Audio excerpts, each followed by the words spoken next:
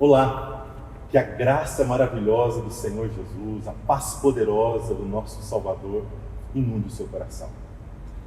Nesses próximos meses, fevereiro e março, a nossa igreja vai ouvir e aprender sobre vícios do coração. Vícios do coração e o fruto do Espírito. Uma série que está sendo planejada, estamos orando para que o seu coração, a sua vida, o seu cotidiano, o seu estilo de vida seja impactado pelo poder da palavra de Deus. Queremos que você compreenda um pouco da história dessa expressão vícios do coração ou vícios da alma. Por isso, essa aula ela tem o intuito de deixar bem claro um pouco da história, de como a igreja tem trabalhado, de como a palavra nos cura e nos renova na direção de uma vida plena, de uma vida com Deus. Bem, em fevereiro e março nós trabalharemos então uma série Vícios do Coração e o Fruto do Espírito. A palavra de Deus, nós cristãos, nós o povo da Bíblia, nós que cremos que a Bíblia é o livro sagrado dos cristãos, dos judeus, o Velho Testamento para eles é sagrado. Nós cremos que essa palavra doce, essa palavra que esclarece, essa palavra que nos coloca em conexão um com os outros, conosco, com o nosso interior, com a nossa realidade, com a nossa essência, e nos coloca também, principalmente, em comunhão com Deus. Nós cremos que a palavra de Deus, ela é poderosa, ela é graciosa, ela é nossa âncora, ela é luz para o nosso caminhar. A palavra do Senhor, no Salmo 119, versículo 11, diz assim: guardo a tua palavra no meu coração, para não pecar contra ti. É muito interessante você ler o Salmo 119 e ver que todos os versículos desse imenso salmo, todos eles falam, todos eles apontam, todos eles mostram a grandeza, o poder da palavra de Deus. E o Salmo 119, versículo 11, o salmista tomou uma decisão linda: guardar a palavra no coração, para não pecar contra o Senhor. Nós cristãos, os judeus também, entendem que só o poder de Deus, a palavra de Deus, a palavra que fez o céu e a terra, a palavra encarnada que é Jesus, a palavra de Deus pode acalmar, pode ensinar, pode moldar, pode curar, pode salvar as nossas vidas. Guarda a tua palavra no meu coração para não pecar contra ti. Que santa resolução! A palavra do Senhor é o poder de Deus. Paulo deixa bem claro que a palavra do Senhor quebra toda e qualquer cadeia, toda e qualquer mentira, esclarece, ilumina, nos coloca na direção certa, nos coloca diante de Deus, no caminho do Senhor.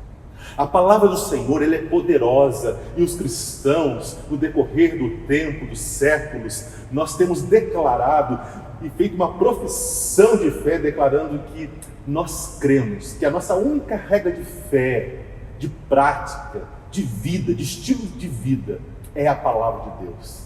E nós cremos que essa palavra, porque é de Deus, saiu do coração, da mente, da boca de Deus, essa palavra é poderosa para nos curar, para nos transformar, para nos fazer parecidos com Jesus. Bem, a palavra do Senhor é o poder de Deus. A palavra do Senhor, ela é inspirada pelo Espírito Santo. Nós lemos a Bíblia, e a Bíblia de Gênesis e Apocalipse mostra isso. Que a Bíblia Sagrada, essas histórias lindas, doces, algumas intensas e tensas, histórias de dor, histórias de sofrimento, histórias do povo, histórias de pessoas, histórias de fracasso, histórias de um Deus que nunca desiste, histórias que nós não entendemos muitas delas, mas histórias que têm mudado vidas no decorrer da história. Nós cremos que ela é inspirada pelo Espírito Santo, que Deus usou sim o Moisés, inspirou esse homem para escrever aquilo que estava no coração dele. Nós cremos que o boiadeiro Amós foi inspirado, o pescador Pedro foi inspirado, aquele que encostava a cabeça no ombro de Jesus foi inspirado, o João. Nós cremos na inspiração da palavra de Deus. Mais ainda, nós cremos que a palavra de Deus, ela é luz, ela ilumina, ela nos tira das trevas, ela tira as trevas de nós. A palavra de Deus é maravilhosa, é gloriosa. O João, esse que inclina a cabeça no ombro de Jesus, diz que aquele que ama o Senhor, guarda os mandamentos do Senhor. O Davi, um homem como eu e você, cheio de lutas, fragilidades, ele aprendeu que existia um estilo de vida que poderia trazer cura, trazer libertação, trazer força para ele caminhar. E ele diz que esse estilo de vida tem a ver com prazer na lei do Senhor. E ele decidiu meditar na lei do Senhor, de dia e de noite. A Bíblia está recheada com essa santa tradição, esse santo ensino de que a Bíblia, a palavra de Deus, nos cura, nos liberta, é poder de Deus, nos ilumina. Inspirada pelo Espírito Santo, ela é a palavra que pode nos salvar. Bem, guardo a tua palavra no meu coração, para não pecar contra ti. Que resolução! A palavra do Senhor é o melhor tesouro, no melhor lugar. Que você tome essa postura. Que nessa série linda que está sendo preparada, que nós estamos orando, os pastores, toda a equipe tem orado, trabalhado para comunicar o amor de Deus, comunicar o poder da palavra de Deus para vocês, comunicar essa vida no Cristo, essa vida no Espírito Santo, provando do fruto do Espírito, amor, paz, bondade, longanimidade. Eu espero que você realmente creia e deseje ardentemente amar, viver, guardar a palavra no teu coração. A palavra do Senhor é o melhor tesouro, no melhor lugar, que é o teu coração. Quando guardamos a palavra de Deus no nosso coração, nossa mente é controlada por Ele. Nossos sentimentos, nossos desejos e nossas ações são guiados pela palavra do Senhor. 2 Timóteo, capítulo 3, versículo 16, você sabe, e guarde sempre isso no seu coração. Toda a Escritura é inspirada por Deus e útil para o ensino, para a repreensão, para a correção, para a educação na justiça. Podemos vencer as tentações, podemos vencer o inimigo, assim como Jesus no deserto. Jesus, ele dizia, está escrito.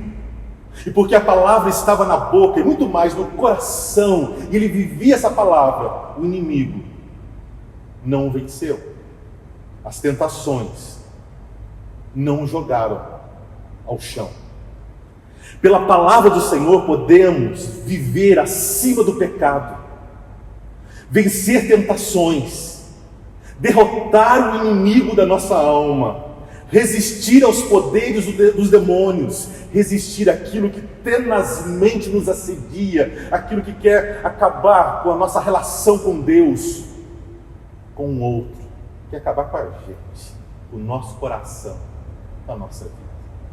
Essa série, ela vem para ser uma série de cura e libertação, um tempo de vida plena, vida no Senhor, no Espírito.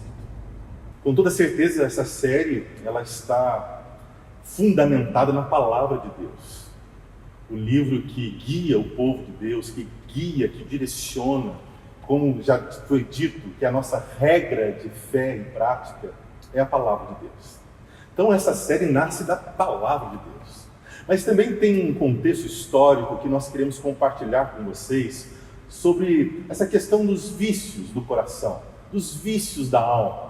Como foi surgindo no decorrer da história da igreja. Para isso, eu quero conduzir, quero levar você, vamos juntos, para o século III, quando um movimento muito interessante, chamado os Pais do Deserto. Os Pais do Deserto foi um movimento que acontece num ambiente onde homens de Deus, homens que amavam a palavra de Deus, gente que estava disposta a seguir os passos de Jesus de uma forma muito radical, e radicalismo, eu estou querendo trazer aqui a ideia de raízes, de profundidade, não de gente que quer machucar o outro e que aponta o dedo para o outro, mas esse pessoal, eles estavam descontentes com o movimento que estava acontecendo na igreja, na cidade, na sociedade. E esses homens, essas mulheres, e um dos principais, e dizem que ele é quem dá origem a esse movimento dos Pais do Deserto, é Antão.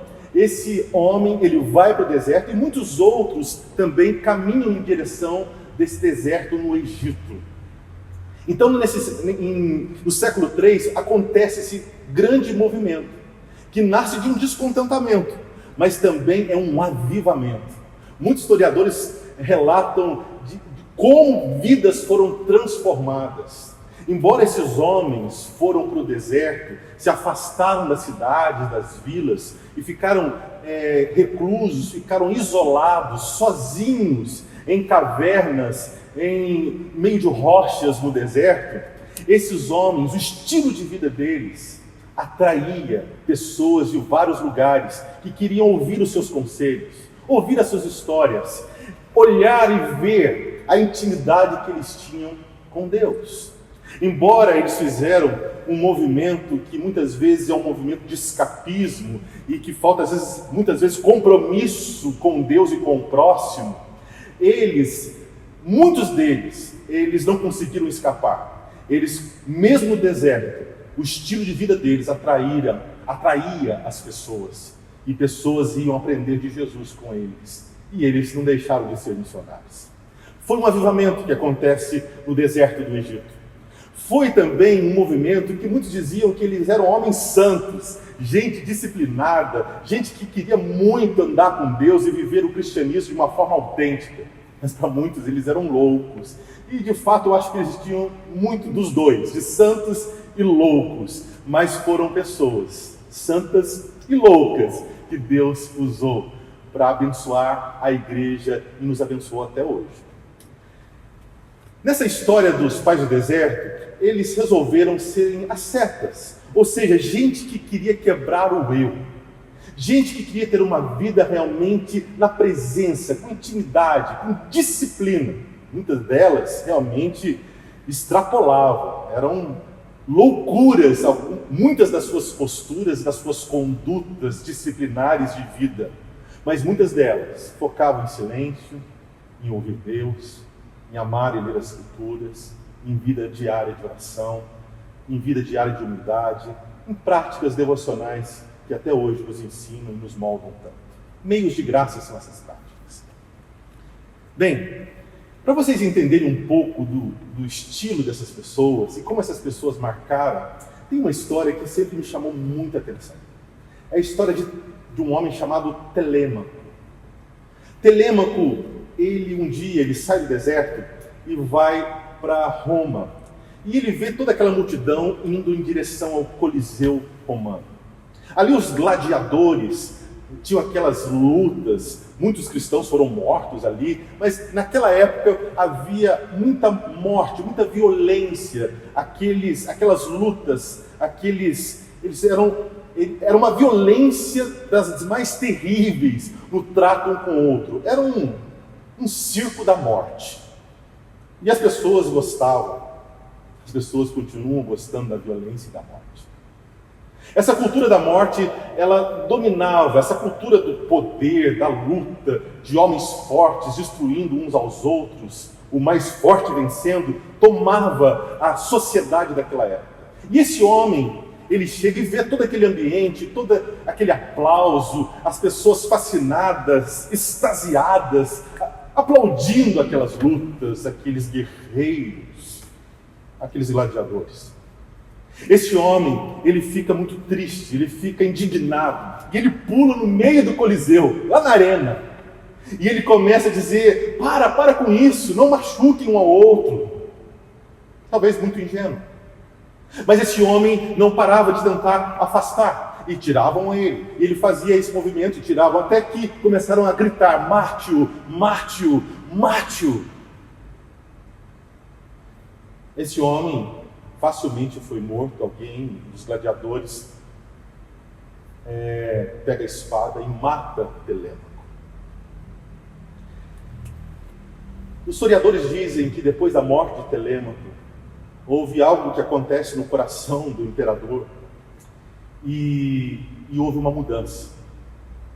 E essa mudança foi que depois da morte de Telêmaco, nunca mais houve morte, nunca mais houve combates no Coliseu de Roma. Foi o último combate. Nós cremos que os homens de Deus realmente marcam a história com simplicidade, com doçura, e fazem coisas lindas e aparentemente até grandes, mas com certeza eternas. Esse homem, eles descobriram depois que ele era um homem de pele queimada, muito moreno, porque ele era um homem do deserto. Ele era alguém que fazia parte desse movimento dos pais do deserto. Alguém que amava Deus. Alguém que levava Deus a sério. Há um homem que foi o grande teólogo dos pais do deserto. O nome dele é Evagrio Pôntico. Ele viveu 345 a 399 depois de Cristo.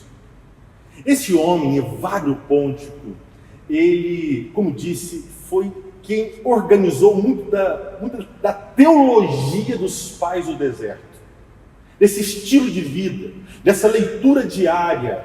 E esse homem, então, ele trabalha algumas questões muito interessantes. Primeiramente, o Evagrio, ele diz que nós somos frutos dos lugares que a gente vive. Ele trabalha teologicamente. Nós vamos daqui a pouco ver os textos bíblicos que eles eram conduzidos para uma vida com Deus e para uma libertação.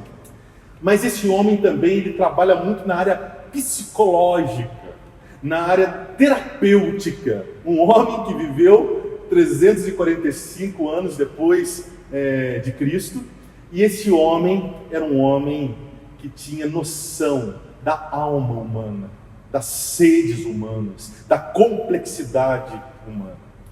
Ele dizia que somos frutos dos lugares que a gente vive, que somos frutos de pessoas que integram a nossa vida. Nós somos pessoas que aprendemos com o pai, com a mãe, com o tio, com um amigo. Nós trocamos experiências e aprendemos a ver o jeito, o estilo, o andar, as ideias uns dos outros, e as pessoas nos marcam. Ele dizia que somos frutos das experiências da vida. As experiências de alegria, de dor, os traumas, enfim, situações das mais diversas, experiências das mais intensas, formam o nosso jeito de ser, pensar, sentir, o nosso caráter, o nosso coração. Bem, ele coloca a vida dele e ele narra as experiências dele, e a experiência de crescimento, de maturidade dele, na caminhada dele em algumas cidades.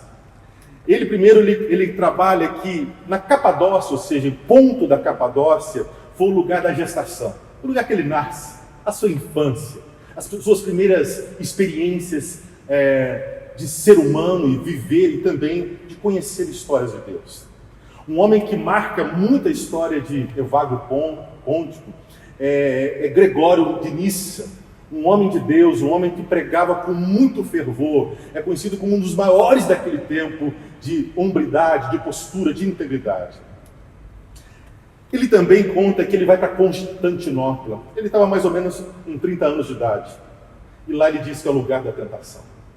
Uma cidade grande, muitas propostas, muitas luzes, muitos caminhos. E ali ele é tentado a deixar muito daquilo que ele aprendeu na infância, e deixar o Deus da sua infância. Mas esse homem então caminha para Jerusalém. E naquela terra de Jerusalém, naquela busca por Deus, Evagrio diz que ali foi o lugar da decisão. É muito bom lembrar um conceito, que arrependimento é decisão. Arrependimento é uma obra do Espírito, mas é uma obra onde a gente decide andar com Deus, decide abandonar certas posturas que não honram, não alegram o coração de Deus. Evagrio fez isso. E ele então, de Jerusalém, ele vai para o Egito. Mais ou menos com 38 anos de idade, ele chega naquela terra.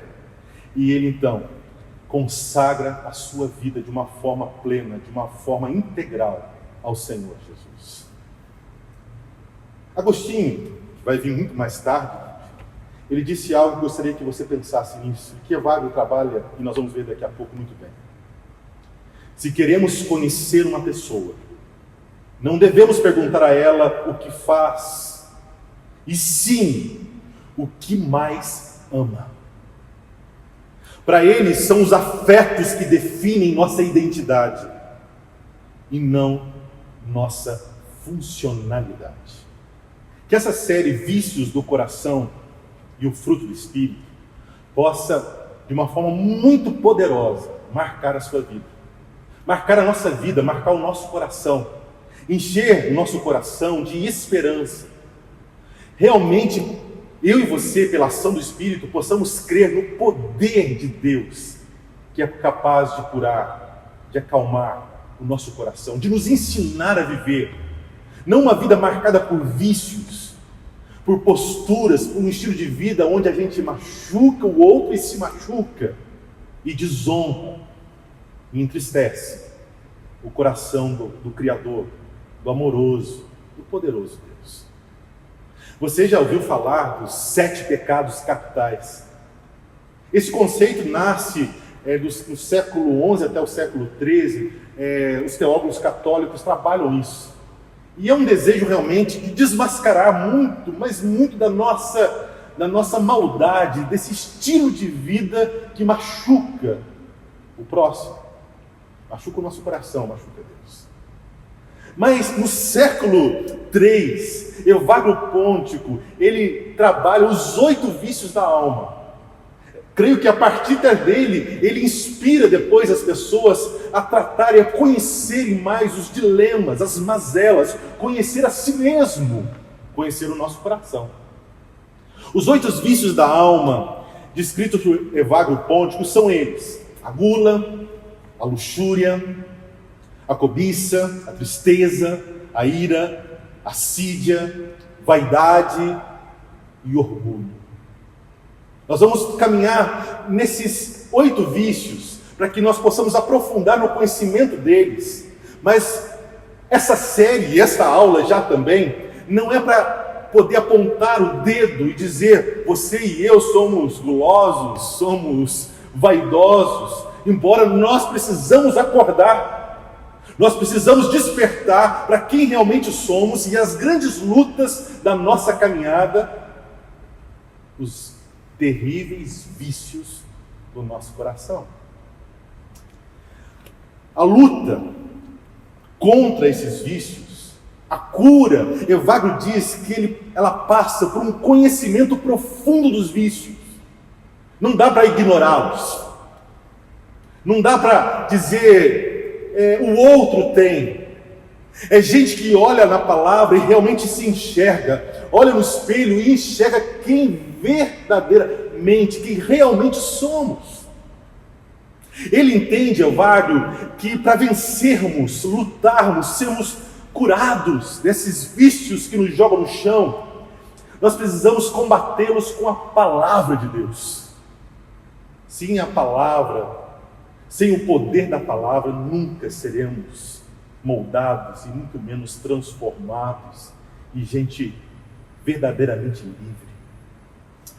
Evagrio entende que os comportamentos cotidianos, o nosso jeito de ser, de falar, de trabalhar, de comer, nossas amizades, nosso estilo de vida, esse tem que ser impactado pela palavra, pelo Deus da palavra. E aí, nesse estilo de vida, nessa prática diária, nós vamos sendo curados, libertos, transformados. Vamos lutando contra esses vícios da alma, esses vícios do coração. Bem, Evagrio Pontico, como eu já disse, ele trabalha muito essa questão de uma maneira mais psíquica e terapêutica. Diferente dos 7 pecados capitais, que tem uma conotação mais moral, aqui tem uma conotação terapêutica, do coração, da alma humana. E ele, o Evagrio, esse teólogo, esse homem do deserto, esse pai do deserto, ele divide a alma em 3 partes. Ele era grego, e grego sempre gosta de dividir as coisas. E ele então dividia a alma na parte dos desejos, a parte emocional e a parte espiritual. Ele entendia que havia instintos, que há instintos ferozes dentro dos seres humanos, que são gula, luxúria e cobiça. Ele entendia que a parte emocional, ela também é muito séria e nos leva a uma vida de tristeza, de abatimento, de ira e de assídia. Daqui a pouco eu vou explicar. E por último, ele entende que nós somos seres plenos, completos. O judeu não fazia essa dicotomia. O judeu entende que o homem é um ser pleno e completo. Mas vamos entender um pouco aqui o raciocínio do Evagrio. Ele entendia que há uma parte da alma que é espiritual. E tem a ver com vaidade e com orgulho. Aqui eu coloquei um quadro sobre os vícios, sobre a forma que Evagrio entendia de como vencer esses vícios, que era pela palavra, pelo poder da palavra, conhecendo e vivendo a palavra, e o comportamento que essa palavra, ou seja, viver a palavra, ser alguém que é uma pregação do Evangelho, gente que fala, mas gente que vive, que encarnou, que foi inundada pela palavra de Deus, que transborda a palavra de Deus, porque guardou no coração, porque medita nela de dia e de noite. Evagrio então entende que esses vícios, eles são vencidos, são combatidos pela palavra de Deus. E aí os comportamentos, nosso jeitão, nosso estilo, a nossa vida vai ser mais leve. E esses pecados, esses vícios, essas doenças da alma, elas não vão sendo extirpadas, mas elas vão sendo controladas. Bem, gula. Ele entendia que gula é muito mais do que comer. Gula tem a ver com a tentativa de ter garantias. A pessoa gulosa, ela come sem mastigar, sem saborear. Ela come sem Eucaristia, ela não celebra a Santa Ceia. É gente que quer realmente segurar porque tem medo. A pessoa que é tomada e a alma é adoentada pela luxúria tem a ver com obsessão sexual. Mas mais do que isso, é gente consumista. É um ser de consumo. Ela sempre olha para o outro, para a outra, como alguém que tem que ser consumido. E a nossa sociedade, mais do que nunca, é uma sociedade consumista. Evagrio entendia que luxúria era uma obsessão, mas também era olhar para o outro como um objeto. Mas ele entendia que cobiça tinha a ver com o medo da velhice, com o medo do tempo, o medo da pobreza. A pessoa que cobiça quer ter segurança, porque o que dá estabilidade é a saúde, é o tempo que ela tem, a idade que ela tem, é o que ela possui. Evagrio, de uma forma, eu creio, muito bíblica, ele entende que tristeza tem a ver com frustração do desejo, apego ao prazer, lembrar do passado. É gente que fica cabisbaixo, chateada, não só porque a vida é difícil, não porque teve um aborrecimento, mas é gente muito parecida com os israelitas, que quando eles são libertos de forma grandiosa do domínio do faraó do Egito, eles têm saudade do Egito, eles têm vontade de voltar para o Egito. Eles estão tristes porque eles queriam voltar, saíram do Egito, mas o Egito não saiu deles, do coração deles. Ou a mulher de Ló, que olhou para trás porque era fascinada, era apaixonada por aquele estilo de vida sodomita. Evagrio Pontico entende que ira é algo muito terrível, porque a pessoa irada se assemelha ao demônio. É alguém que tem fôlego curto. Evagrio entendia que assídia, essa palavrinha, tem a ver com preguiça, tem a ver com torpor, com náusea, com desgosto, com prostração, indolência, falta de apetite por Deus. Alguns falam que a pessoa, quando chega aos 40 anos, ela tem a crise dos 40 anos, que tem muito a ver com esse desgosto, com essa frustração. Os monastérios eram lugares no tempo lá, que eles tinham vários trabalhos, e um dos trabalhos era varrer o quintal, né, o terreiro do monastério, e o monge fazia isso ao meio-dia, exatamente para vencer, que eles diziam, o demônio do meio-dia, que tem a ver com essa preguiça, tem a ver com a assídia. Vaidade, Evagrio dizia que era a centralização do ego, contabilização das façanhas, gente que se torna refém das apreciações e dos aplausos. E por fim, o orgulho. O orgulho é a vaidade no seu excesso. É aquele que nunca se perde, porque ele se acha. É gente vaidosa. É gente que está realmente querendo ser Deus. A luta contra os vícios passa pelo conhecimento profundo dos vícios, o combate com a palavra de Deus e os comportamentos cotidianos. Nós vamos agora encerrar nossa aula observando como que se combate com a palavra e quais são os comportamentos. Vícios do coração e o fruto do Espírito é uma série que nasce da palavra do Senhor, nasce dessa história muito linda, interessante, que nós estamos aqui ouvindo a respeito dos pais do deserto, Evagrio, esse grande teólogo. Mas a grande questão é que em Cristo e por Cristo, eu e você somos novas criaturas. Deus fez o que nós não podíamos fazer, que é nos salvar.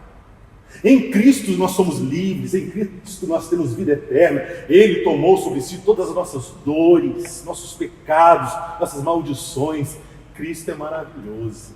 Vida plena temos em Cristo. Nos deu o seu Santo Espírito e por isso nós temos e podemos cada dia mais desfrutar do fruto do Espírito. Vida plena, vida no Espírito, vida com Cristo, vida na palavra de Deus. Somos livres, somos de Cristo, mas nós temos lutas, nós temos situações e nós cristãos, nós somos pessoas que encaram suas lutas, que encaram realmente quem nós verdadeiramente somos. Sabemos que somos fracos, somos pecadores, somos miseráveis, pobres, cegos e nus. Somos amados, somos abençoados, somos príncipes, princesas do Senhor, somos amados do Pai. A Bíblia diz isso claramente. Mas somos pessoas doentes, com a alma doente, com o coração doente, vícios terríveis. Mas a graça é maravilhosa. E a graça se manifesta na palavra. Evagrio entendia que para combater esses vícios como a gula, a luxúria, a cobiça, a tristeza, a ira, a assídia, a vaidade, o orgulho, para a gente combater e vencê-los, nós precisamos viver, guardar, praticar a palavra de Deus. Como se vence a gula? Com saciedade. Como vence a luxúria? Com sobriedade. Como vence a cobiça? Com generosidade, ajudando o próximo, aqueles que são pequenos, os pobres. Como vence a tristeza? Vence com desapego. Não estou apegado em coisas, na minha saúde, no tempo, no passado, saudosista. Era bom naquele passado, era bom comer aquela comida, era bom a vida lá. Não, o Senhor pertence à minha vida, do Senhor é a minha vida, e eu sou do meu amado, e o meu amado é meu. Isso é maravilhoso. Como vence a ira? É a partir de uma resolução. Observe Efésios 4, 26. Quando vocês ficarem irados, não pequem. Apazigue a sua ira antes que o sol se ponha, e não deem lugar ao diabo. Ou seja, não deita na sua cama sem resolver a sua vida. Não deita na sua cama antes de dar aquele beijo, aquele abraço na sua esposa e no seu filho, filha querida. Para vencer a ira, precisa ser uma pessoa resolvida. Para vencer a assídia, essa preguiça, nós precisamos ser pessoas estáveis. Leia comigo o Salmo 37, versículo 3. Confia no Senhor e faça o bem. Assim você habitará na terra e desfrutará segurança. Enquanto a assídia é prostração, indolência, falta de apetite por Deus, para vencer a assídia, você precisa de estabilidade. Ou seja, ser alguém que realmente a sua segurança está no Senhor.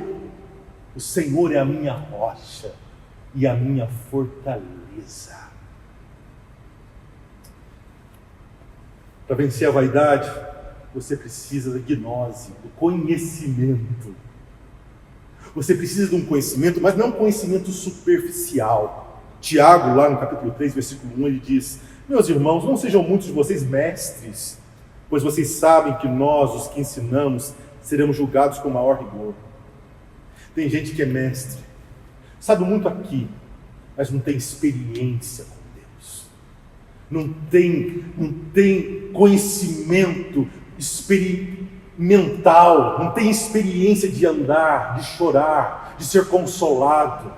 Não conhece Deus, assim como Jó declara: antes eu te conhecia só de ouvir falar, mas agora os meus olhos te veem.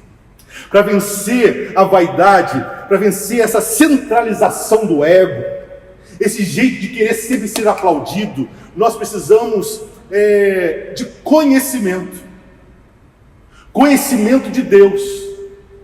E para vencer o orgulho, nós precisamos aprender a ser gente humilde. Provérbios 13, 20 diz: aquele que anda com os sábios será cada vez mais sábio, mas o companheiro dos tolos acabará mal. Provérbios 13, 20. Não ande com o tolo, ande com o sábio. E sábio é aquele que é hábil, que aprendeu a viver. E sabe quem aprende a viver? Os simples, os humildes. Gente humilde vence o orgulho. Vamos viver, gente? Para encerrar, Filipenses, capítulo 4, versículo 8. Finalmente, irmãos, tudo que for verdadeiro, tudo que for nobre, tudo que for correto, tudo que for puro, tudo que for amável, tudo que for de boa fama, se houver algo de excelente ou digno de louvor, pensem nessas coisas. Deus abençoe.